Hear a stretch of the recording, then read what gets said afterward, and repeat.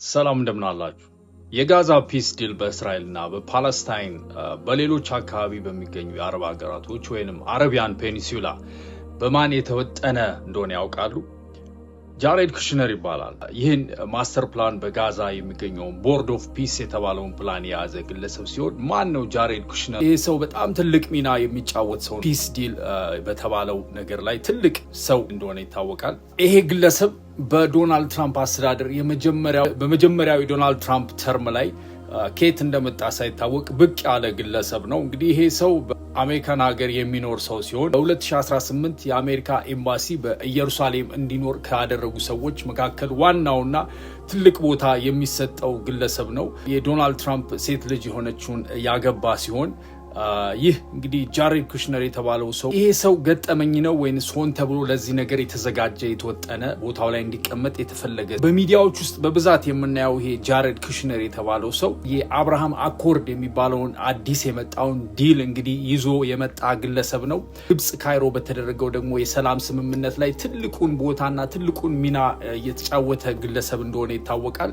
እንግዲህ ጃሬድ ኩሽነር በአጠቃላይ የጋዛን ኢቫኩዌሽን ወይም መልሶ ማቋቋም ወይንም ደግሞ ማስተር ፕላኑን ይዞ የጋዛን መልሶ መስራት ሪኮንስትራክት ሊያረጉ ከተባሉ ሰዎች መካከል እንግዲህ ጃሬድ ኩሽነር የተባለው ይሄ ሰው ነው። ፕሮጀክት ሰንራይዝ የሚል ስማርት ሲቲ በጋዛ ውስጥ ሊገነባ $900 ቢሊዮን የሚያወጣ ሪል ስቴት ፕሮጀክት ዴቨሎፕመንት ዋና ኃላፊና ኦነርም እንደሆነ ይታወቃል። ከቤንጃሚን ኔታንያሁ ጋር ከልጅነቱ ጀምሮ የሚያውቀው ሰው መሆኑን ምንጮች ይገልጣሉ። ቤቱም ሄዶ እንደሚያውቅ በጣም የሚገርመው ጃሬድ ኩሽነር በኒውዮርክ ከተማ ውስጥ የሚገኘው 666 የሚለውን ህንፃ በ1.8 ቢሊዮን የገዛው እንደሆነ ይታወቃል። ይህም ማለት እንግዲህ 600 ሚሊዮን ሲባዛ በ3 1.8 ቢሊዮን ይሆናል።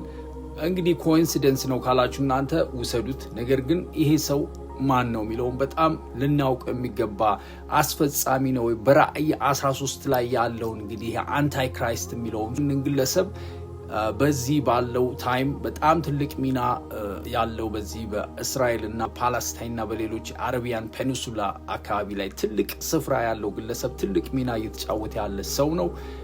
ማን ነው ጃሬድ ኩሽነር የሚለውን እስቲ ከናንተ ደግሞ በኮሜንት ላይ አስቀምጡልኝ። ፎሎ ደግሞ ያደረጋችሁ ማየት ያለብን በራእይ 13 ላይ የተጻፈው እንግዲህ ሰይጣን ምን ያህል እየሰራ በሰዎች ውስጥ እያለፈ የእግዚአብሔርን ሐሳብ በምድር ላይ ሊሆን ያለው ፕሮፌሲዎች በዮሐንስ ራእይ ላይ የተጻፉት ነገሮች ሁሉ እየገጠሙ እንደዚህ እንዳሉ እንድናውቅ ነው።